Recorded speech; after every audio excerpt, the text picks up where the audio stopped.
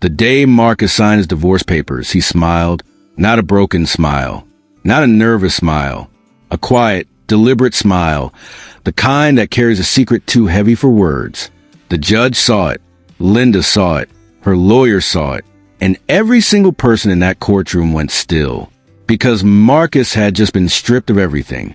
The house, both cars, most of their savings, his daughter, 22 years of his life, handed over to a woman who had already moved on before he even knew she was gone.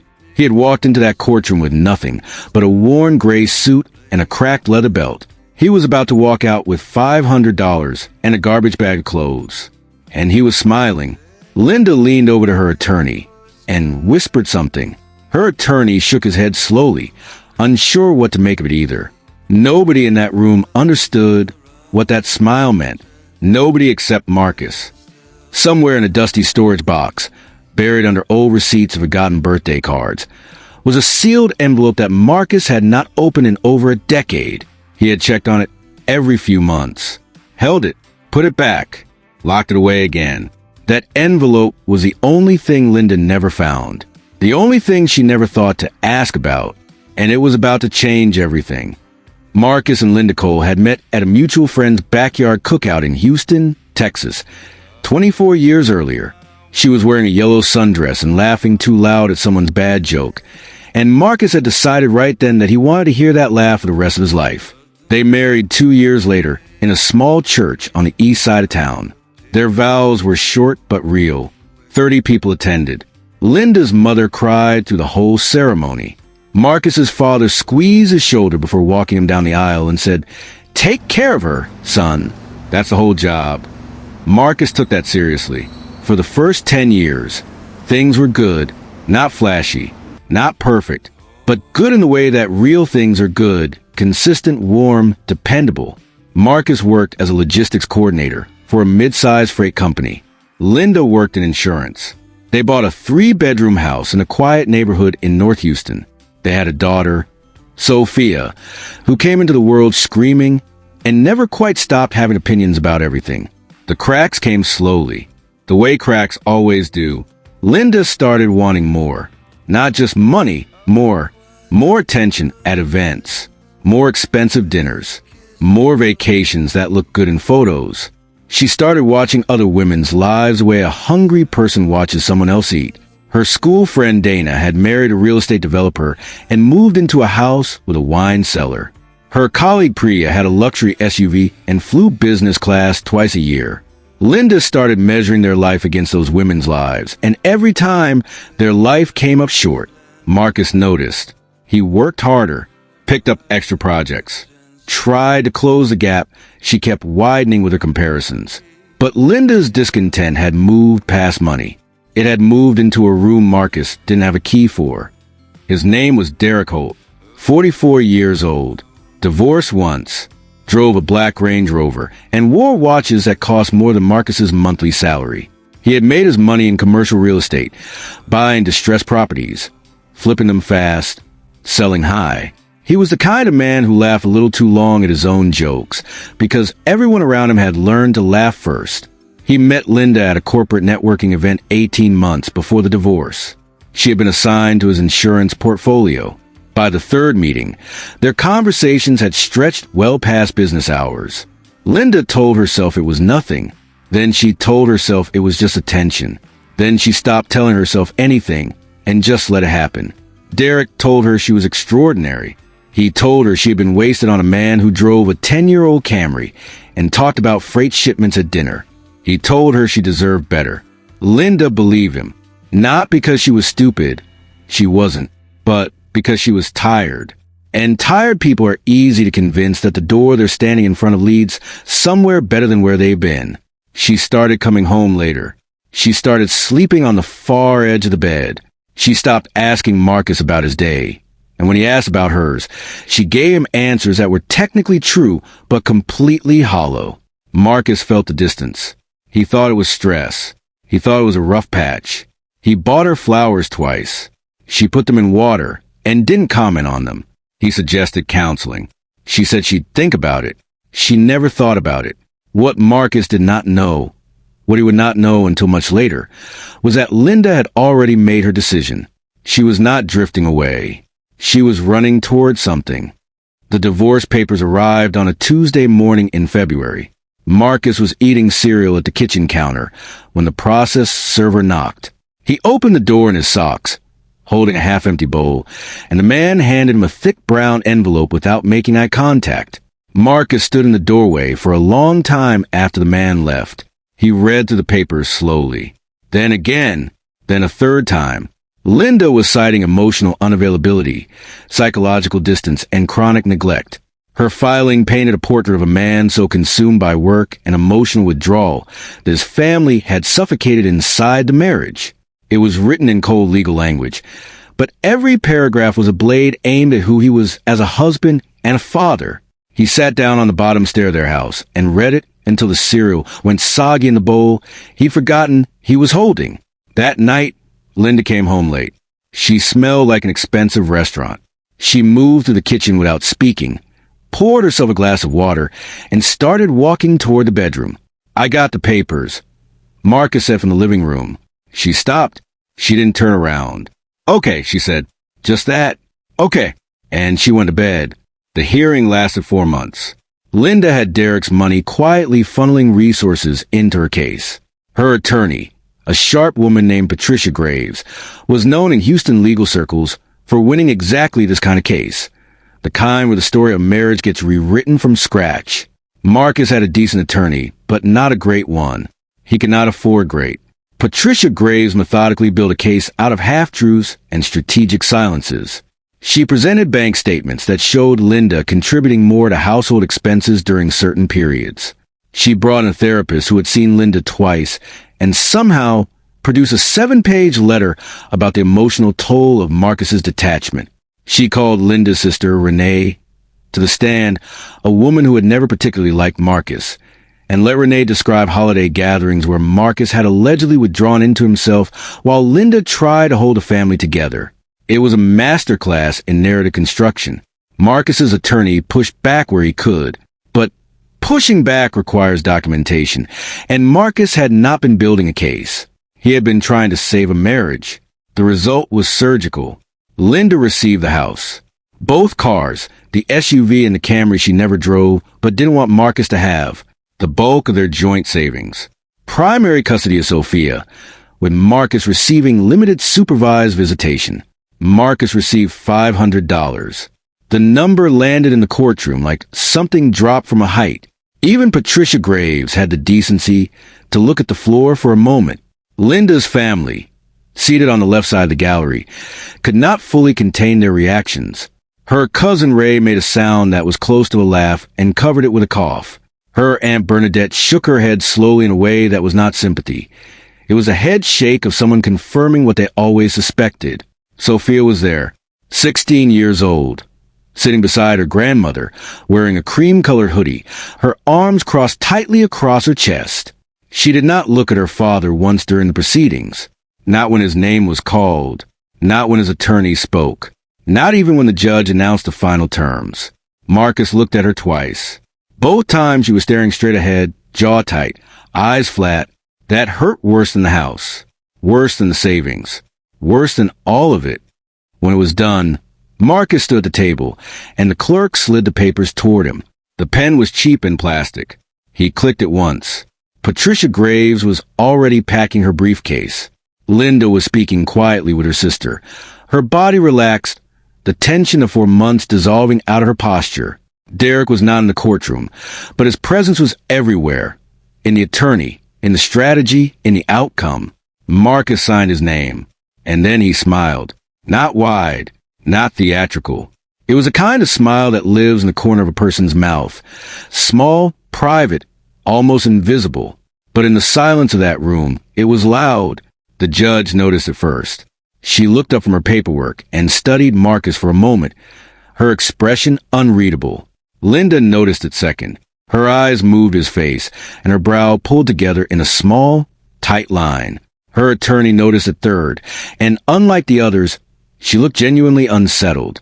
"Mr. Cole," the judge said not unkindly, "is there anything you'd like to say before we close the proceedings?" Marcus looked up. His voice was steady. "No, Your Honor," he said. "Everything's already been said." He picked up his copy of the papers, folded them once, and tucked them under his arm. He nodded at his attorney. He did not look at Linda. He did not look at Sophia.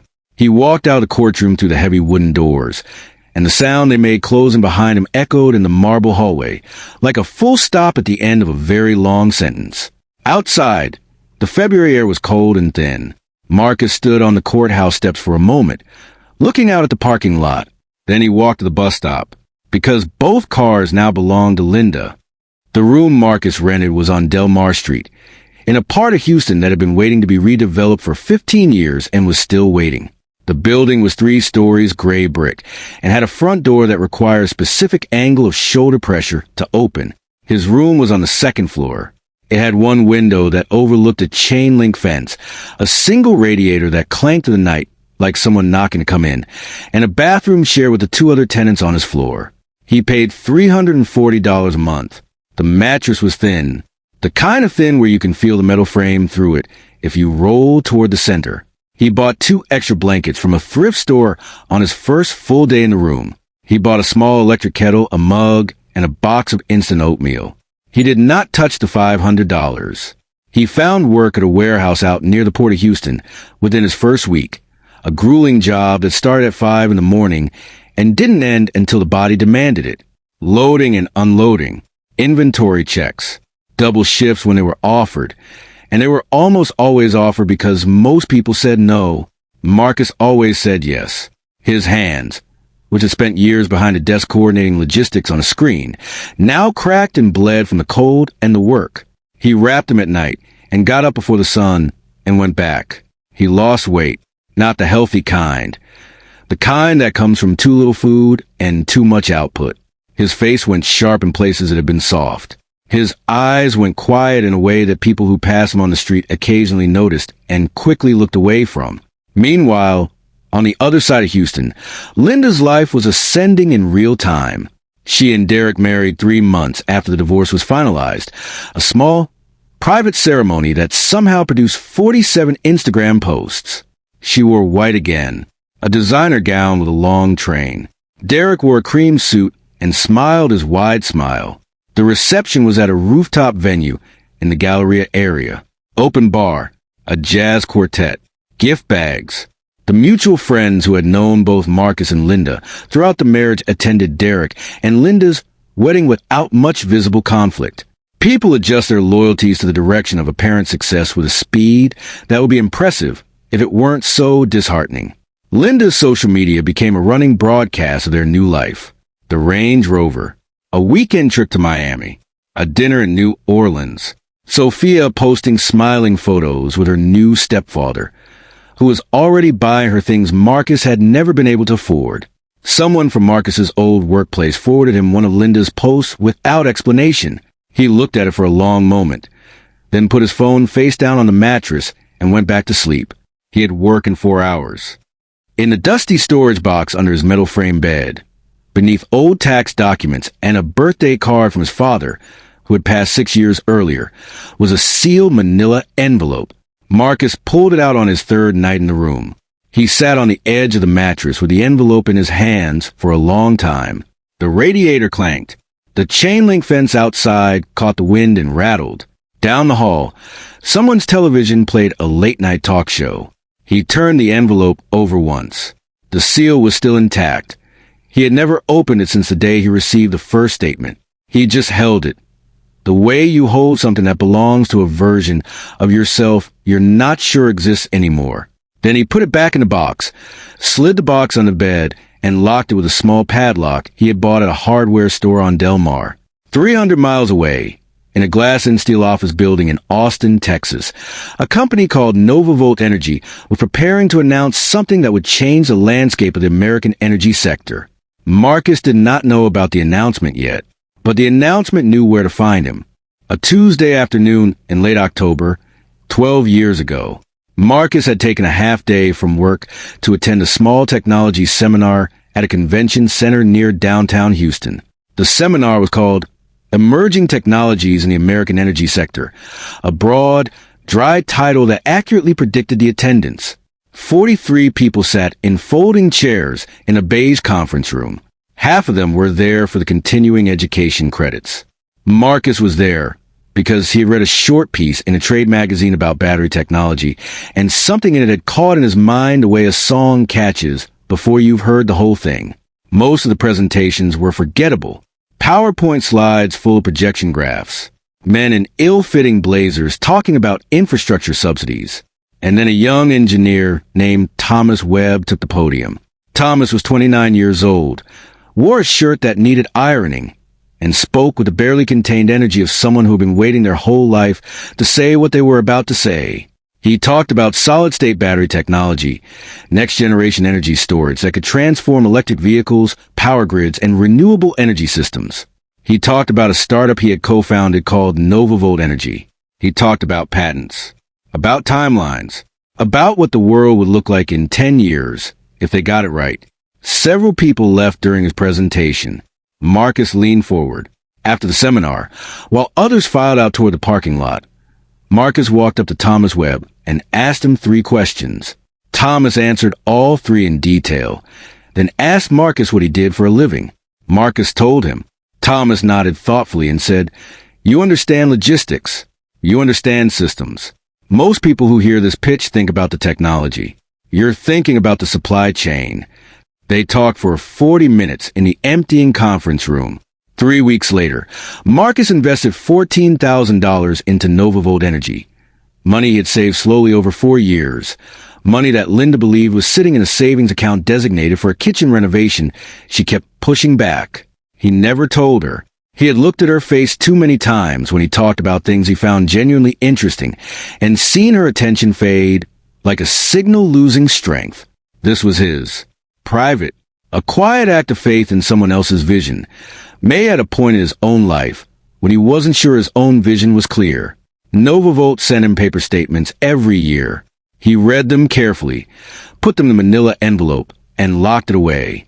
The share value climbed slowly, then faster. Then it plateaued for 2 years while the company struggled through a round of refinancing. Marcus held. When Linda complained about money, about the house, about their car, he never mentioned the shares. He wasn't sure why, exactly. Partly caution, partly something quieter, a sense at the moment he said out loud, the whole thing would stop being real. Then the plateau broke. Novavolt had cracked a critical barrier in solid-state cell density. The patents they held became suddenly enormously valuable.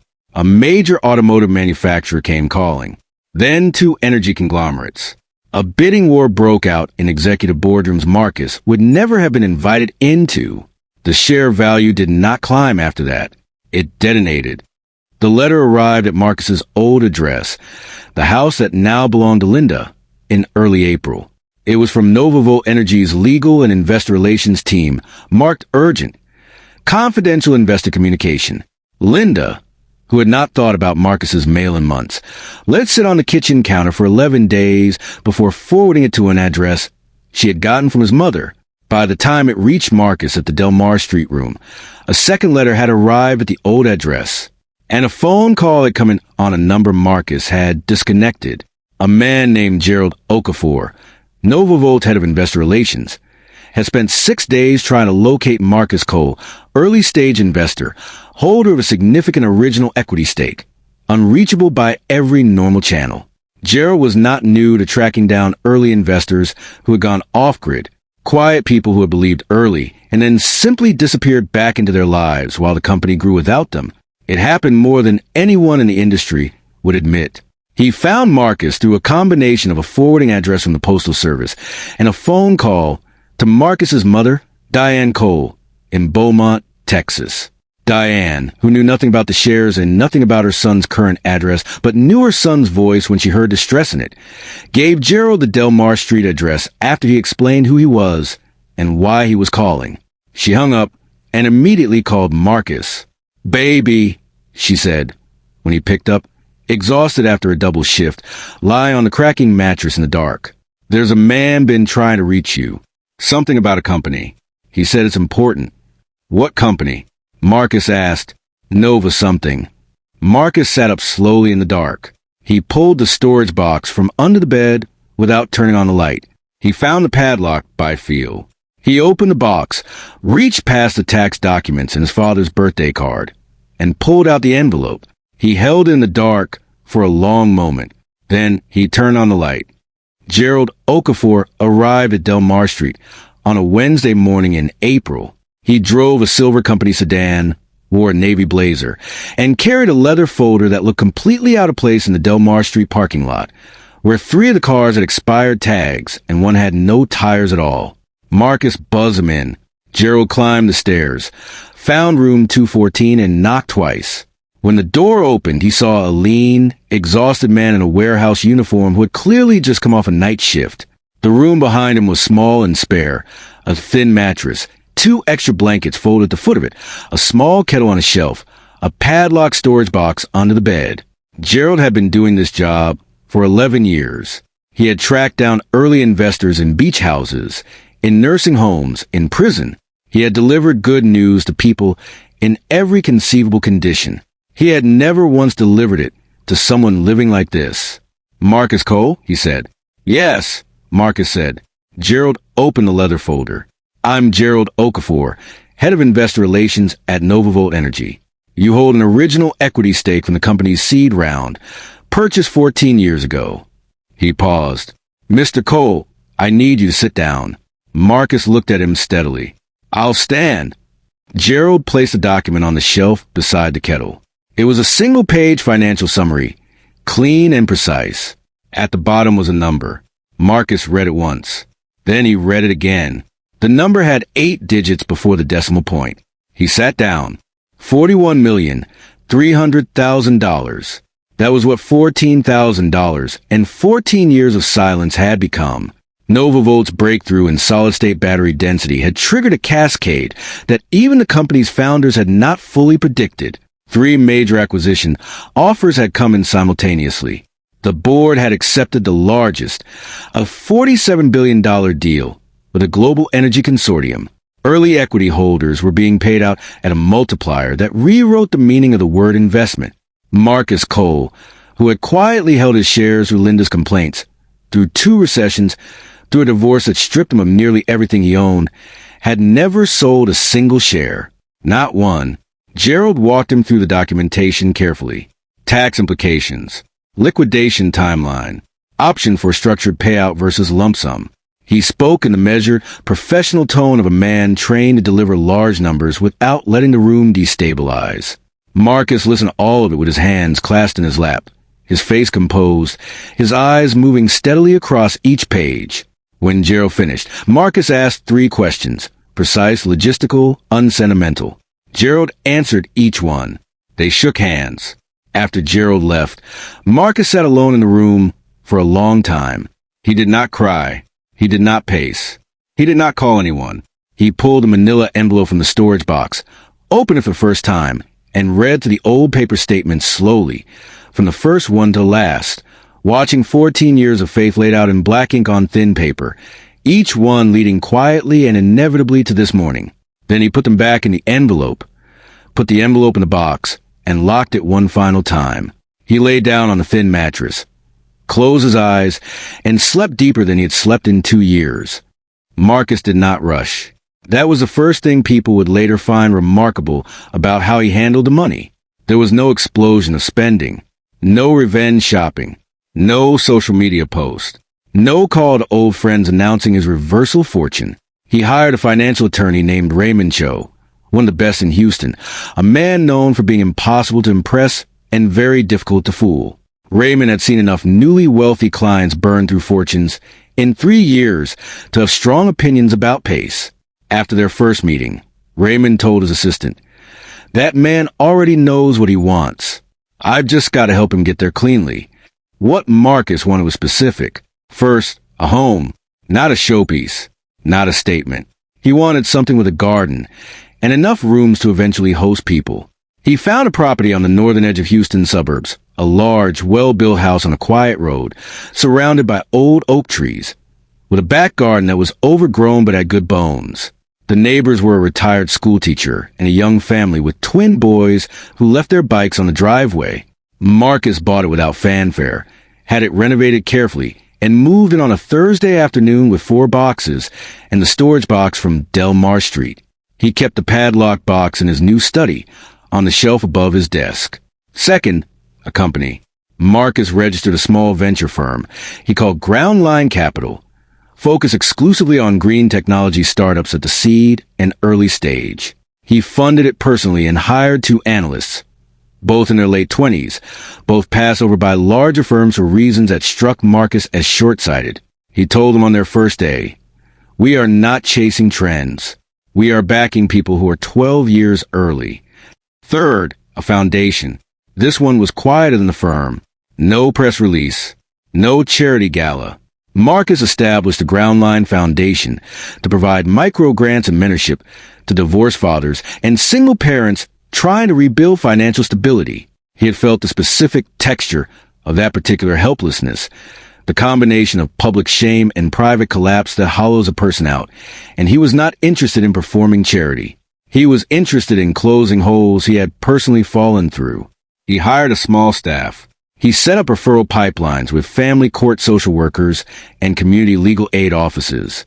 He kept his name off the marketing materials. He was not building a legacy. He was building something useful. Derek Holt had made his real estate fortune in a specific and replicable way. Identify distressed commercial properties in transitional neighborhoods, acquire them cheap, hold them short, sell high. It worked beautifully for years, requiring primarily nerve, access to capital, and an ability to read local development trends before they became obvious. What Derek was not particularly good at was knowing when to stop. Flush with the confidence that comes from a string of wins and the kind of lifestyle that makes a man believe his judgment is structurally sound, Derek moved aggressively into a series of large commercial developments in late 2023. 3 mixed-use properties in cities whose post-pandemic downtown recoveries he had badly overestimated. He borrowed heavily against his existing portfolio to fund the acquisitions. He brought in 2 partners who were equally overconfident and considerably less experienced. The development stalled. Tenants didn't materialize. Financing costs climbed. 2 of the partner investors quietly pulled back, leaving Derek exposed on terms he had signed in a period of unchecked optimism. By the spring of the following year, the Range Rover was gone, repossessed on a Tuesday while Linda was at a hair appointment.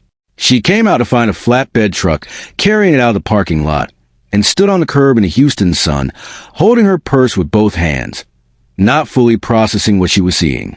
The house, Derek's showcase property in the River Oaks adjacent neighborhood, was the next to go. Not repossession exactly, but a forced sale at a loss to cover the most urgent debts. Derek's attorney negotiated the terms. Derek told Linda it was a strategic pivot. Linda had been married once before to a man who told her hard truths plainly, and she understood now, for the first time with real clarity, the difference between that and this. Their social media went quiet. No more restaurant posts. No more travel content. No more style mirror selfies in hotel suites. Linda's school friend Dana, who had praised her glow-up publicly and at length, stopped commenting on her posts.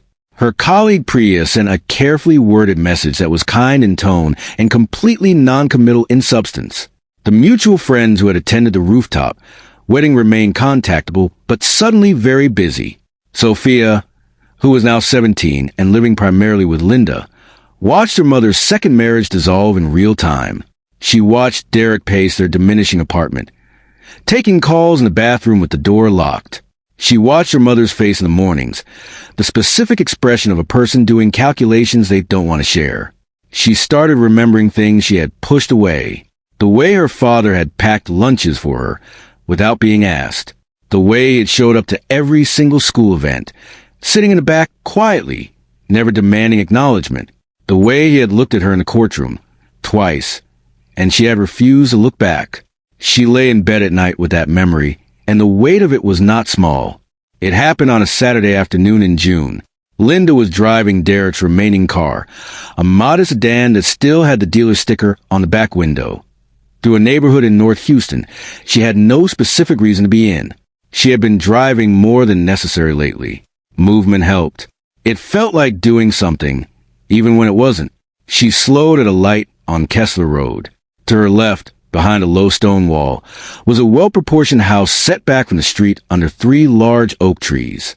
The garden was immaculate, not showy, just cared for. A sleek black electric vehicle was parked in the driveway. A group of about 8 people stood near the front steps, talking. Some had folders. One was laughing. They had the body language of people who were comfortable where they were. And standing at the center of them, in dark trousers and a plain white shirt with the sleeves rolled, was Marcus. Linda recognized him before her brain fully processed what was seeing. The shape of him, the way he stood, weight balanced, no performance in it, simply present. He looked different, not just the clothes, not just the car. He carried himself differently. The Marcus she had known for 22 years had a particular way of slightly diminishing himself in rooms, making space, deferring, keeping the volume of his own presence low. The man on those steps was not doing that. He was simply himself, fully, without apology or adjustment. He said something, and the group laughed. The light turned green. Linda did not move. The car behind her honked once. Then again. She drove through the intersection slowly, eyes in the rearview mirror until the oak trees blocked the view. She drove 3 blocks before she pulled over. She sat in the car for a long time with her hands in her lap, the engine running, the air conditioner blowing cold air she wasn't feeling. The man she had described in court documents as emotionally unavailable and chronically withdrawn was standing in the sun in front of a beautiful house, making people laugh. The man she had left with $500 was driving an electric vehicle that cost more than Derek's entire remaining liquid assets. She thought about the smile he had given when he signed the papers. For the first time, Linda Cole understood that she had profoundly misread something, not just recently, for a very long time. 3 weeks later, on a Friday evening, the intercom at Marcus's gate buzzed. His housekeeper, a steady woman named Gloria who had worked for 3 previous employers and prided herself on reading situations accurately, answered it and then walked to the back garden where Marcus was reading. "There's a woman at the gate," Gloria said. "Says her name is Linda." Marcus looked up from his book. "Let her in," he said. "Tell her I'll be a few minutes." He was not a few minutes. He finished the chapter he was reading, marked his page, set the book on the garden table, and went inside to wash his hands. When he came to the sitting room, Linda was standing near the window.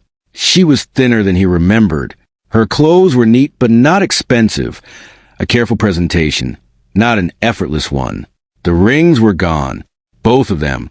She looked at the room, the understated furniture, the bookshelves, the clean lines of space that had been chosen for comfort, not display, and something moved across her face that was not quite pain and not quite recognition, but lived somewhere between them.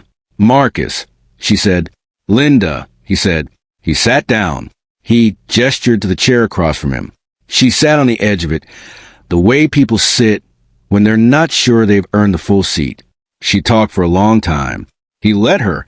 She talked about Derek, how she had believed in him, how the manipulation had been subtle at first, how she had been younger and more vulnerable than she'd appeared. She talked about the divorce and how Patricia Graves had framed things in ways she hadn't fully authorized. She cried twice, not performatively, but with the ugly, ungoverned quality of genuine grief. She said she had never stopped caring about him. She said she had made choices she could not undo but would spend the rest of her life regretting. She said she knew she had no right to ask for anything, but she was asking anyway. Marcus listened to all of it, without interrupting. When she finished, the room was very quiet. He leaned forward in his chair, his hands clasped, and spoke in the same steady voice he had used in that courtroom 2 years earlier. "I knew about Derek," he said. Linda went completely still. "Not immediately, but about 11 months before you filed." He paused. "I found a receipt in a jacket pocket.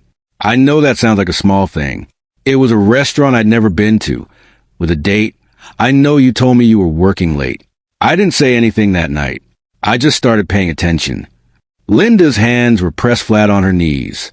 She wasn't breathing in a normal rhythm.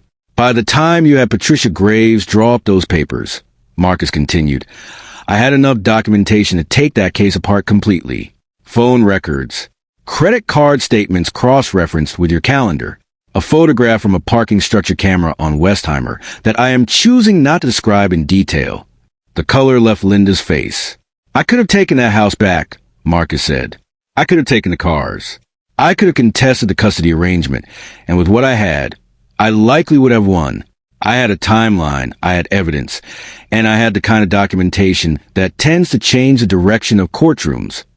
He stopped for a moment, looked at her steadily, but I didn't use it. Linda's voice, when it came, was barely above a breath. Why?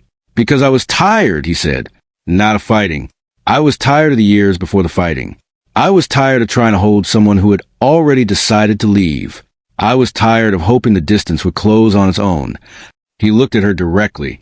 And because I wanted your choices to be yours, made freely, with no constraint from me. I wanted your future to be built from your own decisions, not from what I prevented you from doing. He settled back in the chair. That's why I smiled. Because I was free. From all of it. From the waiting, from the trying, from the not knowing. When I signed those papers, everything you did, everything you chose, it all became permanent. And so did my freedom.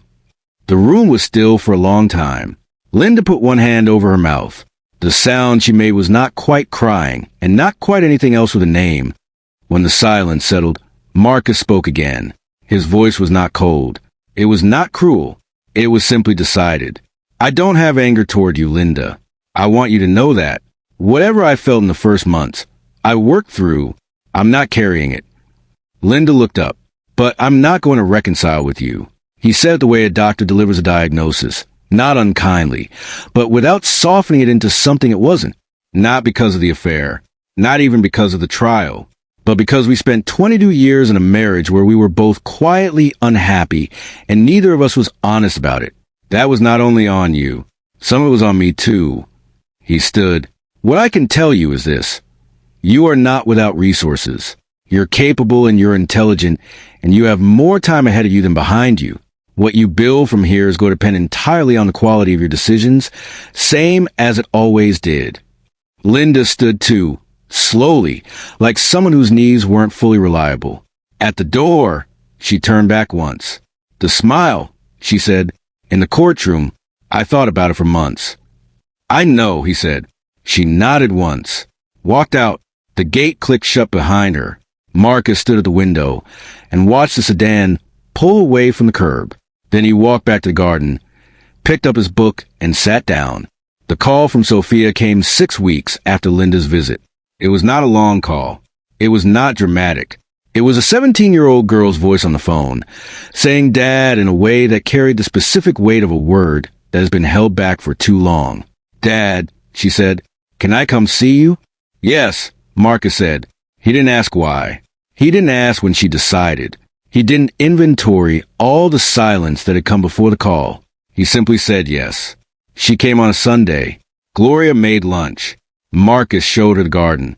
Sophia walked through the house quietly, looking at things, the books, the simple furniture, the framed photograph of Marcus's father on the study wall. She asked who the old man in the photo was, and Marcus told her about his father, and watched her listen the way young people listen when they're trying to understand someone they've decided they want to understand. They ate lunch without resolving anything, without big speeches or confessions or accusations. They talked about her school, about a biology project she found genuinely interesting, about a television show they had both watched independently. Normal things, small things, the kind of things that are the actual material of a relationship, laid down one afternoon at a time. As Sophia was leaving, she stood at the front door and looked at her father and said, I didn't know you had all this. Marcus looked at her carefully. I know. I mean all this, she said, and he understood she did not only mean the house. You're starting to, he said. She hugged him. It was brief and slightly stiff, the hug of two people who have been strangers for long enough that physical closeness requires relearning. But she held on for a moment longer than she'd planned to, and he kept very still so she wouldn't stop. She came back the following Sunday, and the one after that. The road back was slow. There were awkward silences and misread moments, and at least one Sunday where she arrived already carrying the friction of something that had happened at home, and Marcus had to resist every impulse to make it easier than it was. He let her sit in her mood, He didn't perform patience. He simply had it. Slowly, Sunday by Sunday, she began to see him clearly. Not through Linda's descriptions, not through courtroom documents, not through Instagram posts. She saw a man who woke early and worked with his hands in the garden before the day got warm. A man who took phone calls from struggling fathers at inconvenient hours and didn't make them feel like an inconvenience. A man who had been handed a demolition and built something from the rubble without making a production of it. Sophia was not a dramatic person beneath the teenage armor. She was, Marcus came to realize, quite a lot like him. Observant, slow to trust, moved by things she didn't always say out loud. One afternoon in the garden, she asked him quietly, "Did you know you were going to be okay when you left the courthouse?" Marcus thought about it honestly. "No," he said. "I knew I was going to try." "That's different." She nodded, pulled up a weed from the garden bed, turned it over in her fingers. "I think I blocked your number because if I didn't," she said, "I would have called you and I wasn't ready to admit I wanted to." Marcus looked at her. "I know," he said. She threw the weed into the compost bin. "I'm sorry, Dad." "I know that too," he said. "We're good." On a Saturday evening in late September, Marcus hosted the Groundline Foundation's first gathering at his house. 14 men and 3 women came. Divorced parents, single fathers, people who walked out of courtrooms with nothing and had been quietly rebuilding with the foundation's support for the past year. They brought food. One man brought his 2 young sons, who immediately found the garden and began examining the flower beds with a focused curiosity at children who had been told not to touch things and are calculating how seriously that instruction was meant. Marcus moved through the gathering without presiding over it. He was not the focus of the evening. He had been deliberate about that from the start. The foundation was not built to make him feel good about himself. It was built because the specific combination of financial collapse and social shame that follows public divorce was a thing he had survived, and people who have survived specific things have a particular usefulness to people currently inside them. A man named Kevin, who had lost his business in a contested divorce 3 years earlier and had spent the last 8 months rebuilding his credit with the foundation's help, pulled Marcus aside near the back of the garden. "I just signed a lease on a small workshop space," Kevin said. His voice had the particular quality of someone reporting something that still doesn't feel fully real. "Fabrication business. Small, but it's mine." Marcus shook his hand. "That's the whole job," Marcus said. Kevin looked at him. "What?" Marcus smiled. "Something my father told me. It just fits." The sun was going down, pulling long orange light across the garden. Sophia was standing near the flower beds, holding one of the young boy's hands while he examined something in the soil with great seriousness. She looked up and caught her father's eye from across the garden. She raised an eyebrow slightly. "Are you okay?" In the way people signal each other when words aren't available. Marcus nodded once. She nodded back, returned her attention to the boy, who had found a worm and was now delivering an extremely detailed monologue about it. Marcus stood at the edge of the garden and watched his guests. The talking, the food, the children, the flower beds, the evening coming down slow and warm over all of it. He thought briefly about a courtroom in February, 2 years earlier. A cheap plastic pen, a thin stack of papers, $500. The smile that had confused everyone in that room. He understood it now better than he had then. He had been smiling because somewhere under the fear and the exhaustion and the grief, he had known something the room didn't. Not about the shares, not about the money. He had known that he was still himself. That was the thing Linda hadn't been able to take. The thing the papers hadn't dissolved and the settlement hadn't transferred and Derek Holt's money hadn't purchased.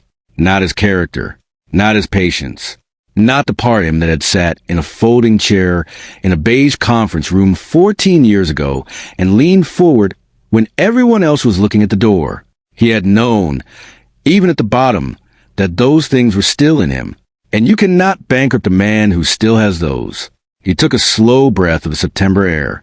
He smiled again, not the quiet, private, courtroom smile. A real one, the full kind. The kind that doesn't carry a secret, because it doesn't need to. The sun finished setting. The garden lights came on automatically, soft and warm. Someone laughed loudly from across the lawn, and it was a kind of laugh that makes everyone nearby want to know what was said. Marcus walked back toward his guests. He had work to do. Good work, this time. The best kind.